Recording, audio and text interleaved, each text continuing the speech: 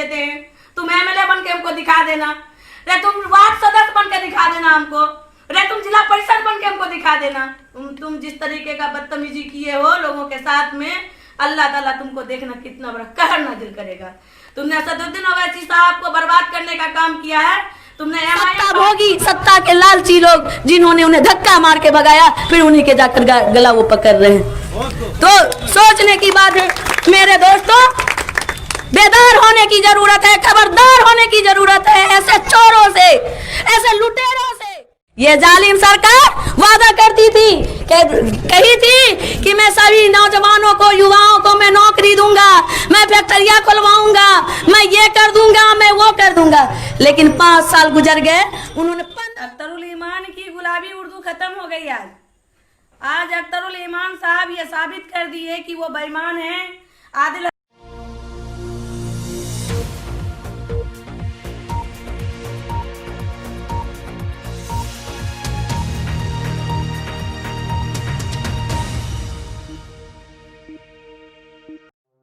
अस्सलामुअलैकुम, मैं सद्दाम मुस्तफ़ा, आप देख रहे हैं 6 टीवी इंडिया। नाज़रीन, आपको पता है कि इस वक्त बिहार में इलेक्शन चल रहा है। हर पार्टी ने अपने अपने उम्मीदवार को हर जगह से उतार दिया है और टिकट भी दे दिया है। नाज़रीन, इसी तरह अररिया के जोकी हाट विधानसभा से मौलाना अब्दुल्ला सालिम और गुलशन आरा पिछले दिनों काफ़ी एमआईएम की प्रचार कर रहे थे और टिकट हासिल करने के लिए किस तरह से एमआईएम की तारीफ़ें कर रहे थे, मगर आज उनको टिकट ना मिलने की वजह से गुलशन आरा किस तरह तीखी आवाज़ में बात कर रहे हैं और एमआईएम की बुराई कर रहे हैं और असदुद्दीन ओवैसी की भी बुराई कर रहे हैं। नाज़रीन, किस तरह पहले एमआईएम की तारीफ़ कर रहे थे गुलशन आरा, मगर इस वक्त उनकी आवाज़ में कितनी बुराई है और कितनी अच्छाई हैं, आप खुद देख सकते हैं। नाज़रीन, ये बीजेपी की सरकार, ये लुटेरी किस तरीके का हम लोगों के साथ उन्होंने व्यवहार किया। उन्होंने सदन में जो बिल पास करने का काम किया, एनआरसी, सीए, एनपीआर, अगर हमारे वरिष्ठ असदुद्दीन ओवैसी साहब उस सदन में नहीं होते तो किसी को पता भी नहीं चलता, कोई जान भी नहीं सकता था कि हमारे साथ ये सरकार हमारे विरुद्ध कौन सी कानून लागू कर रहे हैं। वो सिर्फ मुसलमानों के लिए नहीं था, वो कानून हिंदुओं के लिए, दलितों के लिए, और वंचित समाज के लिए, आदिवासियों के लिए, सभी के लिए नुकसानदेह था वो बिल, जिस बिल को हमारे शेर हिंदुस्तान वरिष्ठ असदुद्दीन ओवैसी साहब ने उस सदन में सभी के सामने फाड़ने का काम किया। कहा कि मैं तेरे इस कानून को नहीं मानता, मेरे देश की जनता इस कानून को नहीं मानती। क्या इस तरीके का आपका अजीज साथियों, मेरी माँ बहनों, मेरे भाइयों, के 5 साल बाद ये चुनाव आ रहा है, 5 साल बाद ये इलेक्शन होने जा रहा है। बहुत गंभीरता से सोचने की ज़रूरत है, बहुत ही अक्लमंदी की ज़रूरत है। आप लोग अपना वोट, कीमती वोट जो 5 साल के लिए किसी को आप देने के लिए जा रहे हैं, 5 साल के लिए आप किसी पे विश्वास करने के लिए जा रहे हैं, आप ऐसे लोगों को आंख बंद करके वोट ना दें जो आपको कहीं गड्ढे में धकेल दे। जैसे कि किरण गोटे दुनिया जैसे कि धरना प्रदर्शन भी और कहे कि यहाँ से निकाल लो जीती, जन्म प्रमाण पत्र छावे, तो में ओवैसी साहब कितना कुर्बानी दिल की, बिल तो भारी दिल की बीच सदनों में जाके, और ओवैसी साहब उकरा में कितना दहाड़ के कल के ये बिल को हम नहीं मानते हैं। तो इरन को नेता के चुनबे तो नहीं आगू हमारे सनिक बाल बच्चा जे आवे वाला छी ओकर भी मतलब की मजबूती है अपन नस्लक हमारे सनिक तो जिंदगी कटी गेलु। अब यहाँ पर बहुत ज्यादा जे आवे वाला हमारे बाल बच्चा छी उकरा दिक्कत है थी। अगर ये इनको बीजेपी सरकार जिनको अखन मनमाना करी रही से अगर यहाँ सरकार रही गेली हिंदुस्ताना में तो हमारे बाल बच्चा कहीं पर खड़ा हुए जगह नहीं मिलती। क्या लिए जब तक एक गार्जियन नहीं बने मजबूत केकरो अपन रहनुमाई करेली तो किरण कहे थी तो ओकर हाथ मजबूत करे के लिए की है थी कि ओकर हाथ मजबूत है था किरण कहे थी बोले थे हम ना अपनी साथ दिली है हम ना अपनी वोट दे के एमएलए एमपी बना के भेजबे, एमएलए बना के पटना भेजबी, विधानसभा एमपी बना के वहाँ भेजबी, लोकसभा कहाँ नहीं उकरे से मजबूती है थी। उकरे से ओकर हाथ मजबूत है थी तहन वो सदन में जाके बोलता है ओकर नेता बोलती जिनके अपन बिहारक अख्तरुल इमान साहब छी प्रदेश अध्यक्ष जब इकरो ताकत मिलती तब नहीं जाके बोलतू अपन सुनी पक्ष में मुसलमानक पक्ष में सभ्य।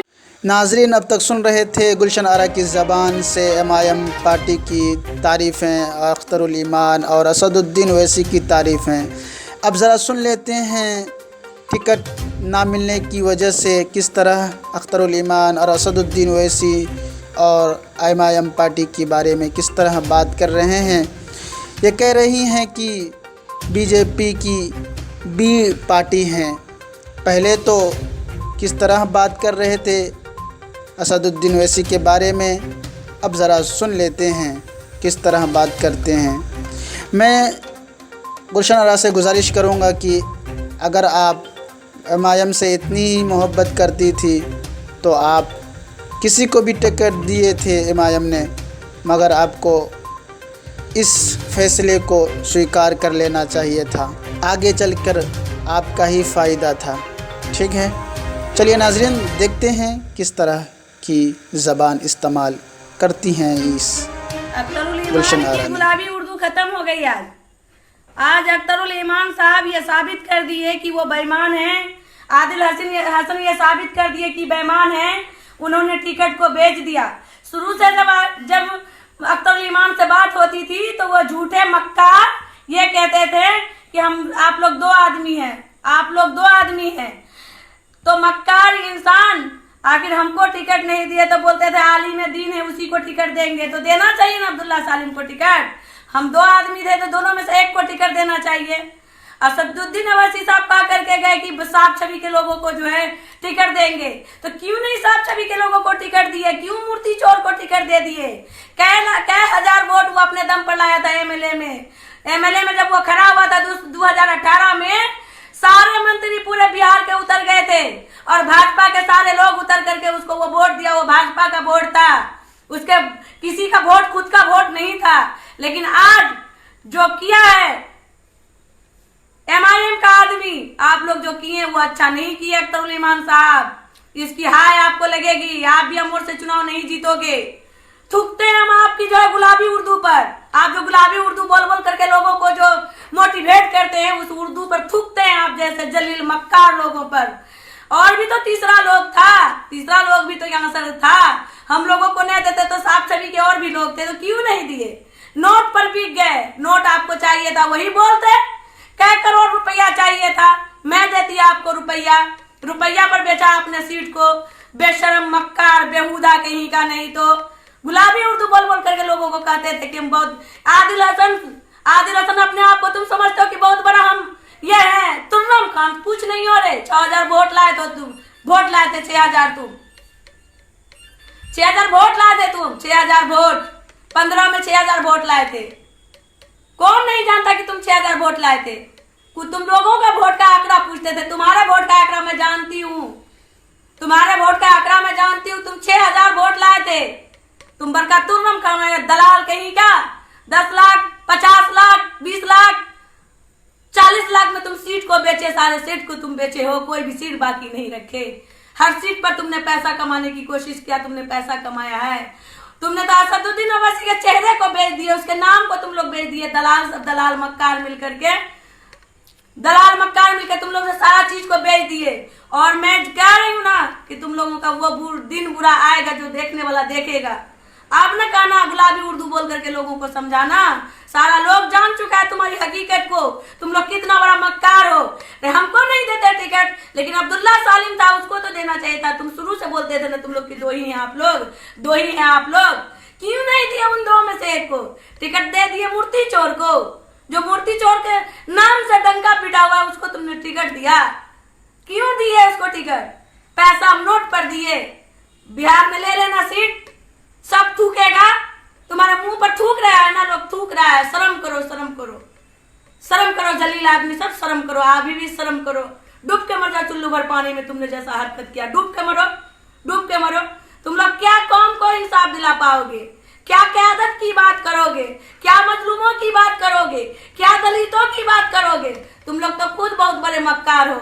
लोग कहते थे कि तुम लोग बीजेपी का बी टीम हो, और बी टीम वाकई बी टीम हो, इसलिए सारे सीट को हराने के लिए डम्मी कैंडिडेट तुमने खड़ा किया। जीतने वाले लोगों को तुमने टिकट नहीं दिया। तुम लोग बी टीम हो। ये पार्टी MIM पार्टी को बी टीम तुमने बना दिया।